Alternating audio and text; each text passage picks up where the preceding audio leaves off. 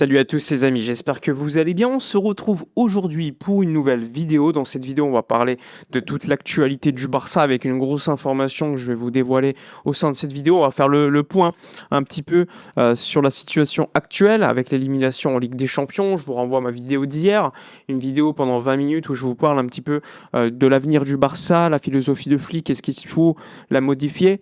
On va parler de tout ça au sein de cette vidéo. On va ajouter des éléments. On va parler de tout. Donc n'hésitez pas, installez-vous tranquillement, abonnez-vous, likez, commentez, partagez. Installez-vous confortablement, boostez la vidéo, c'est important. N'hésitez pas également à me rejoindre sur mon canal Discord, Twitch, YouTube, Twitter, on est ensemble. Alors, on débute. Vous l'avez vu hier, élimination du Real Madrid face au Bayern. Un Bayern qui, vous l'avez vu, joue avec une ligne haute. Bon, c'est un petit peu pour être taquin par rapport à ceux qui disent à Flick d'arrêter de jouer avec cette philosophie. Je vous l'ai dit, moi je suis pour continuer avec cette philosophie. Pour autant, j'estime que lors de certains matchs, certains moments du match, il faut savoir aussi défendre.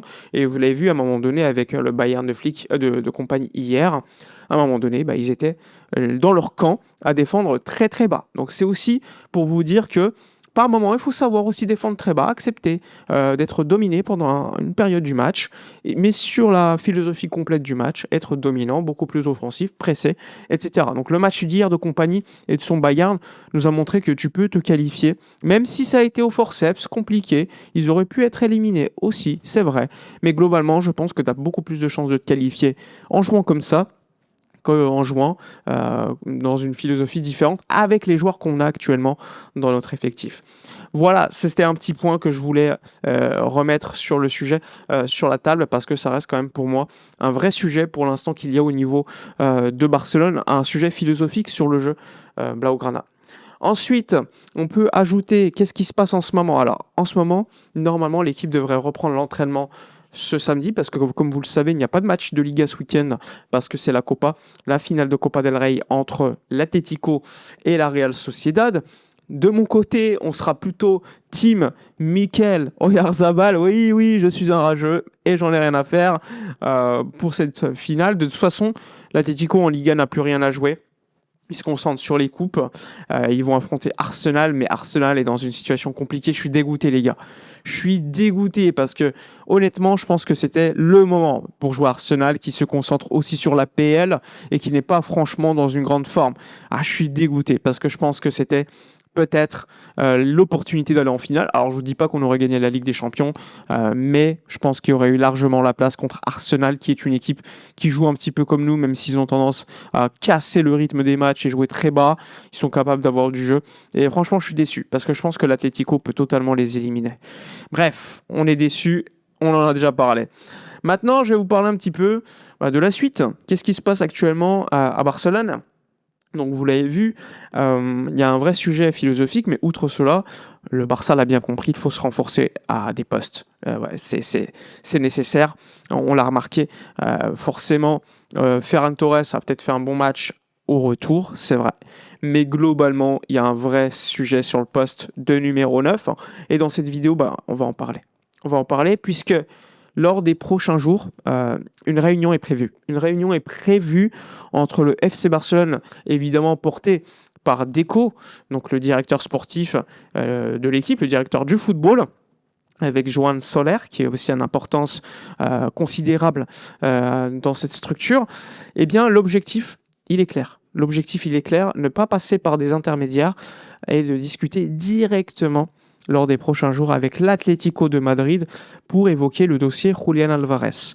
Donc c'est une réunion qui est prévue d'ici quelques jours, une réunion préalable, évidemment, parce que l'Atlético n'a pas terminé sa saison. Il y a la Copa del Rey, mais également la Ligue des Champions pour eux.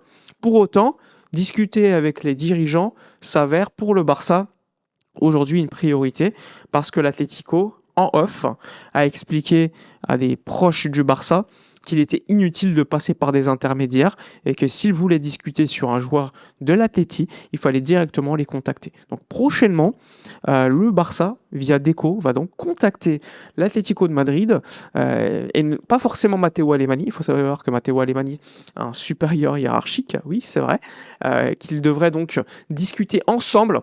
Alemany sera évidemment de la partie pour éventuellement parler de la faisabilité d'un tel transfert. Alors ça ne veut pas dire que l'Atlético va accepter. Attention, il faut faire la distinction. Mais pour évoquer le sujet, est-ce que l'Atlético sera ouvert ou pas? Est-ce que l'Atlético va fixer un prix ou pas? Tous ces sujets seront, on en saura beaucoup plus post-réunion. Il faut savoir que lors des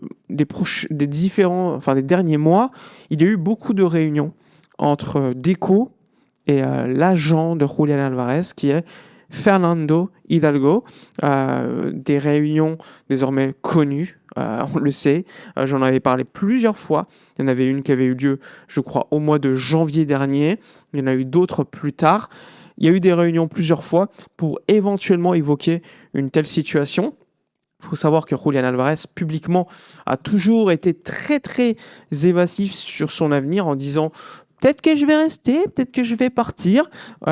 Surtout lors d'un dernier match de Ligue des Champions, je ne sais plus, je crois que c'était contre Tottenham, après avoir gagné largement au match aller au Raeder Metropolitano. On lui pose la question, il fait un bon match, il marque et tout, je crois. Et au lieu de dire, bah non, je vais être là pour les prochaines années où j'ai un contrat, il te dit, ah, l'été prochain, on verra, je sais pas, peut-être que je vais rester, peut-être que je vais partir. Dans tous les cas, je suis heureux, mais on verra. Donc, Julián Álvarez, c'est vraiment le typique joueur qui ne confirme jamais qu'il va rester. C'est pour moi déjà un signe. Il faut savoir que plusieurs clubs sont intéressés. Le Paris Saint-Germain.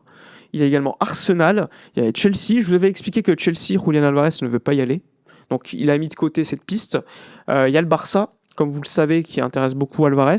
Hidalgo en avait parlé publiquement en disant que, il y a quelques années, il avait dit, je crois l'année dernière, il avait dit le Barça, c'est normal que Álvarez kiffe parce qu'il a grandi avec le Barça en regardant Messi, qui est son idole. Forcément, il y a aussi, on va dire, entre les Argentins et le FC Barcelone, une certaine accointance naturelle par le fait qu'il y a Messi qui soit passé à Barcelone et qui a représenté un petit peu leur jeunesse. De l'autre côté, tu as l'Atlético, avec Cholo Simeone, argentin, Nahuel Molina, etc., là aussi, qui ont eu un grand impact par rapport à la signature d'Álvarez il y a 2 ans. Alors que le PSG a fait une grosse offre, il a choisi l'Atlético pour des raisons évidentes. Cholo Simeone, Rodrigo de Paul à l'époque, qui forçait énormément, et surtout le passage de Messi à Paris, qui avait eu un impact aussi négatif au niveau du regard de Julián Álvarez par rapport aux critiques et le traitement que Messi avait eu, et ça avait eu un impact. Alors évidemment, est-ce que l'été prochain, il y aura un départ d'Álvarez de l'Atlético? On verra. Il faut savoir que Apollo qui est l'actionnaire majoritaire de l'Atlético de Madrid, oui, ce n'est plus Cerezo ni Gil qui continue quand même de diriger le club. Eh bien, eux ont effectué une proposition orale auprès de Fernando Hidalgo pour le prolonger. Un salaire considérable de plus de 10 millions d'euros a été proposé de la part de l'Atlético pour le convaincre. La décision n'a pas été prise aujourd'hui par le clan Álvarez. Ils attendent d'avoir toutes les offres sur la table et ensuite pour décider.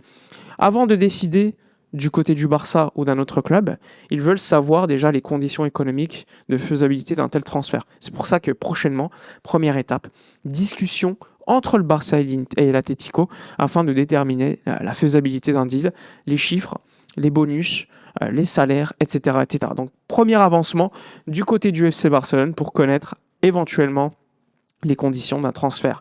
Maintenant, pour donner mon avis personnel, je l'ai expliqué plusieurs fois, pour moi, ça risque d'être très compliqué de prendre Álvarez. C'est la priorité, c'est la priorité absolue du FC Barcelone cet été.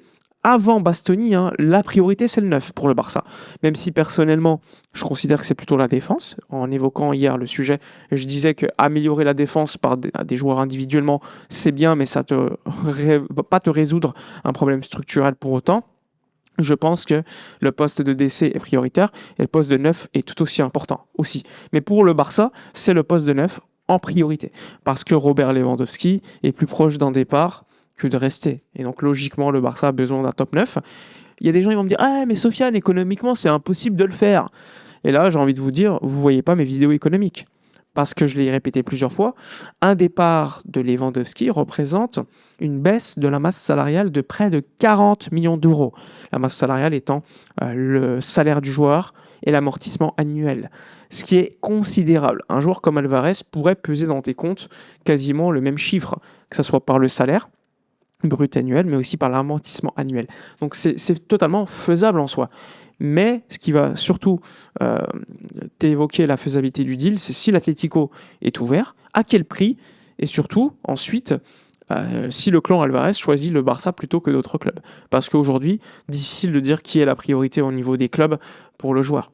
Mais, lors des prochains jours, comme je vous l'ai dit, une première réunion, contact direct entre l'Atleti et le Barça aura lieu. Voilà pour faire simple sur les infos de la journée. N'hésitez pas dans l'espace commentaire à donner votre avis, à liker, commenter, partager. Je vous souhaite une agréable journée et d'ici la prochaine vidéo, portez-vous bien.